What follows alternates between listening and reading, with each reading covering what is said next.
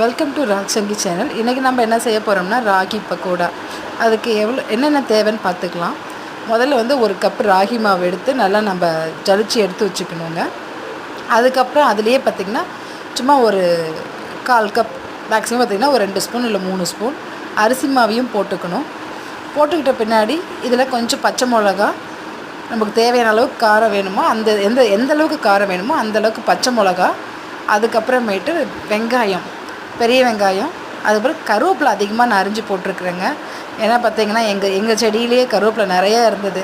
So சாப்பிட்றதுனால ரொம்ப ஹெல்த்தின்றதுனால நான் அதை கொஞ்சம் எக்ஸ்ட்ராவே அரிஞ்சு போட்டிருக்கேன்.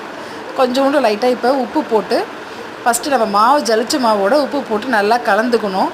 அரிசி மாவையும் நம்ம ராகி மாவையும் நல்லா கலந்துக்கிட்டு இப்போ நான் சொன்னது பார்த்திங்கன்னா கருவேப்பிலை, அதுக்கப்புறம் பச்சை மிளகா, இதை போட்டு இப்போ நம்மளுக்கு எவ்வளோ ஸ்பைசஸ் வேணுமோ அந்தளவுக்கு நீங்கள் பச்சை மிளகா போட்டுக்கோங்க.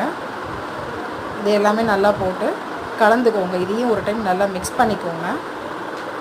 மிக்ஸ் பண்ண பின்னாடி நம்ம கொஞ்சம் தண்ணி தெளித்து கொஞ்சம் லைட்டாக எண்ணெய் நல்லா சூடு பண்ண எண்ணெயை ஒரு ஸ்பூன் இல்லை 1.5 ஸ்பூன் நல்லா ஊற்றி அதையும் நல்லா கலந்துக்கணுங்க. நம்ம இப்போ பாருங்கள், இதில் நம்ம வெங்காயமும் போட்டிருக்கோம். வெங்காயமும் போட்டுட்டு நல்லா அதை வெங்காயத்தை நல்லா பிணைஞ்சு விட்டு கலந்துக்கிறோம்.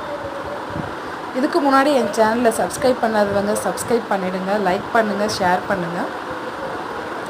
பார்த்திங்கன்னா நமக்கு அந்த வெங்காயத்தை நல்லா பொடி பண்ணி எடுத்துக்கிட்டோம். இப்போ கொஞ்சம் லைட்டாக நம்ம சூடு பண்ண ஆயிலை அந்த மாவு மேலே கொஞ்சம் பார்த்திங்கன்னா ஒரு 2 ஸ்பூன் எண்ணெய் ஊற்றுறோம். ஊற்றின பின்னாடி அதையும் நல்லா நம்ம மிக்ஸ் பண்ணிக்கணுங்க. நல்லா மிக்ஸ் பண்ணிக்கிட்டிங்கன்னா தான் உங்களுக்கு இது பார்த்திங்கன்னா நம்ம எண்ணெயில் போடும்போது அந்த பிரிஞ்சு போகாமல் நல்லா கிறிஸ்பியாகவும் இருக்கும், நல்லாவும் இருக்கும். இப்போ தேவையான அளவுக்கு நம்ம தண்ணி போட்டு நல்லா அதாவது சப்பாத்தி மாதிரியும் இருக்கக்கூடாதுங்க, அதுக்கு முன்னாடி லெவலில் நல்லா பிணைஞ்சி எடுத்து வச்சுக்கிட்டு இப்போ பார்த்திங்கன்னா ஆயில் நல்லா நம்ம சூடு பண்ணிட்டோம். அதில் பக்கோடாவை சின்ன சின்னதாக உடச்சி நம்ம போட்டு இப்போ வேக வைக்கிறோங்க. எண்ணெய் கொஞ்சம் நல்லா சூடாக இருக்கணும், ரொம்ப அதுக்குன்னு சூடாக இருக்கக்கூடாது, இல்லைன்னா சீக்கிரம் கருகி போய்டும், நமக்கு உள்ளே வேகாமல் போயிடும். பார்த்திங்கன்னா ஒரு மிதமான சூட்டில் இருக்கணும். இந்த மாதிரி நல்லா வறுத்து எடுத்துடணும். நல்லா வறுத்து எடுத்து கிறிஸ்பியாக இருக்கணுங்க. அப்போ தாங்க நல்லாயிருக்கும் டேஸ்ட்டு. அதுக்குன்னு நம்ம பல்லில் கடிக்காத அளவுக்குலாம் இருக்கக்கூடாது. ஸோ நார்மலாக இருக்கணும். பார்த்திங்கன்னா நல்லா வேகணும். நல்லா வெந்த பின்னாடி நம்ம இப்போ இதை எடுத்துட்டு இதை நம்ம நல்லா பிளேட்டில் வச்சுட்டு இதை நம்ம சேனலில் காமிச்சிட்டு அதுக்கப்புறம் நாங்கள் சாப்பிடுவோம். சூப்பரான கிறிஸ்பியான ராகி பக்கோடா ரெடி.